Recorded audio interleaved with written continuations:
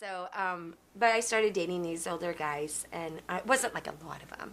Yeah. I mean, I only dated 3 guys Yeah. at that point on in my life. So, it wasn't like I was, you know, dating everyone that moved or nothing. I just want to clarify, you know. Exactly.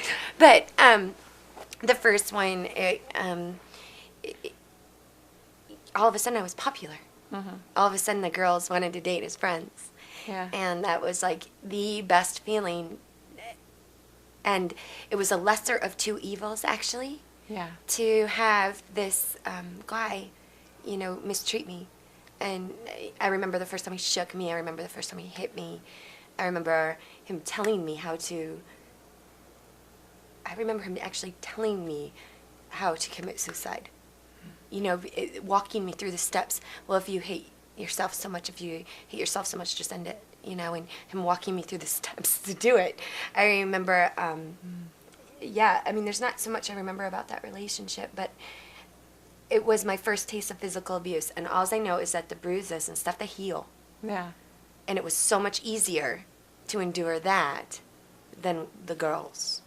Yeah. So I chose the lesser of the 2 evils. And however, this massive addiction to self-hatred that was being born in me only deepened. I mean, he was a cutter. I started to cut at that point because, you know, whatever your boyfriend's doing, you're doing at that age, you know. And it felt good because I did hate myself. Yes. And I think that self-hatred is the center of a lot of issues that we face in our youth. I don't think it's, I think it starts as insecurity, it develops into something deeper. Yeah. It starts not liking yourself on the outside, but then you start to hate yourself on the inside, who you are. Yeah. And it becomes almost like an addiction. I think it comes out in different ways, like an eating disorder or cutting or suicide attempts. But I think if we look at the root of it, I think it's all this disregard for ourselves as girls, as women, and I think we've all tasted it to some degree, and some of us have let this take over our lives, and some girls have got it under control. And that's the difference. And seasons they come and they go, yes. Your seasons they come and they go with the night. But because you are with me, Lord, things will turn out all right.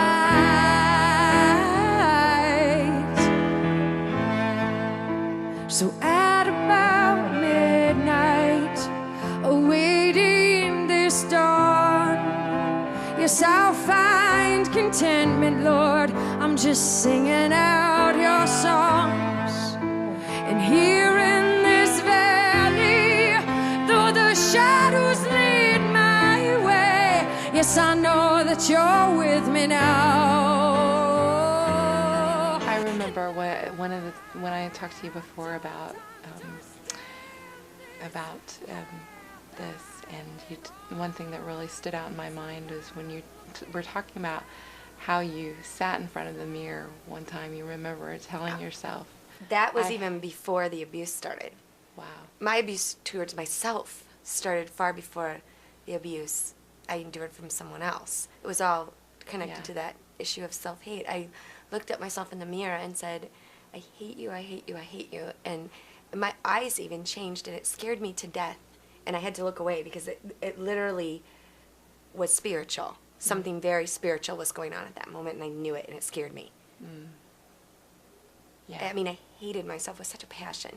All the passion that I sing with, all that passion, it was going towards hatred, towards myself. I loved other people. I even loved God, but I wouldn't receive any love back. Yeah.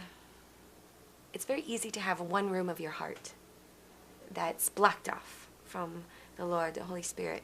It's your one room, and it's too messy, and you can't go in there. Mm. But every other room in this house is yours, God. But this room. And that was my one room. And I've chosen to live my life to try to get girls to open up that room a little quicker than I did so they don't end up in some of the same places and situations. How do you start healing? How did you heal? Because it took a long time. And it probably, I mean, do you ever totally heal from Well, those I can tell you tendencies? this, that I did worship through the circumstances. I did try to please God with everything that I did, every decision. It was hard. The hardest thing to do at that point, the beginning of your healing, is leaving the situation. You're not going to heal from a burn when you're sitting on a burner. Yeah.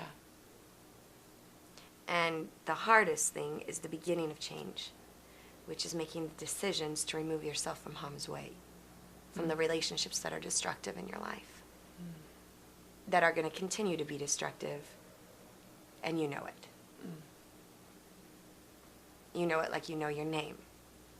Yeah. 7 years into a relationship, you know if that person wants to change or if they like that about themselves. And you gotta go. Yeah. And that was the hardest. That's the hardest, to even feel like you're letting people down in the midst of it. Because as someone on stage, as a leader, like, there's so many people looking at you, and you don't want to make God look bad. And it's so funny, we can't make God look bad. Yeah. But how much pressure we put on ourselves to be perfect, Yeah. when he never called us to be perfect or understand why we've had to walk through what we've walked through, but he does call us to worship through it. Yeah.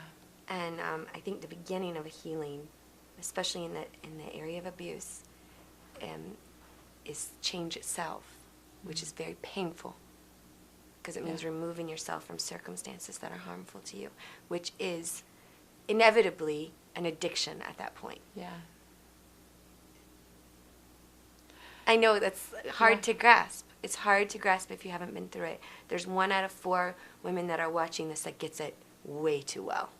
Yeah. And the other 3 are going, I know someone like that. I don't get it, but I know my sister does, or my aunt.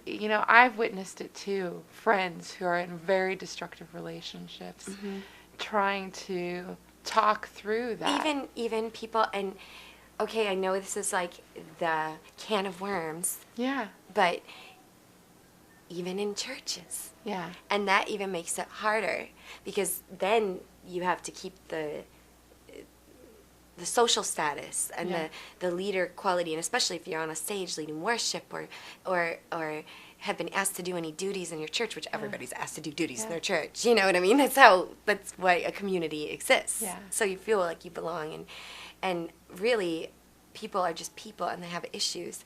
But once you're in a place of leadership, a lot of times I think you feel like you can't deal with them because you let God down, you let people down.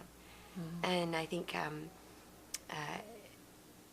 for whatever reason, I always tended to go towards the very passionate sort of man who is inevitably going to be a leader. But also passion and impulse are very close cousins. So maybe girls don't always fall for the guy that has to pray with the stick in his hand because he's so mad at the devil. Yeah. Because someday you might look like the devil to him. Yeah. Because he's not going to like you one Yeah. day. There's going to be one day you make him mad. And is that going to be... I mean, we don't think of it. That's true. We think of it in a godly way. But really, make sure that what you're seeing in that guy is passion towards the Lord and not just impulse. Because impulse will play out on you. Yes. That's true. And That is true. anger problems, impulse issues, and self-hatred addictions make a very bad couple. And you're going to be in a secret relationship where you can't tell anybody the truth, not even in your church. And you're going to be living a lie before you know it.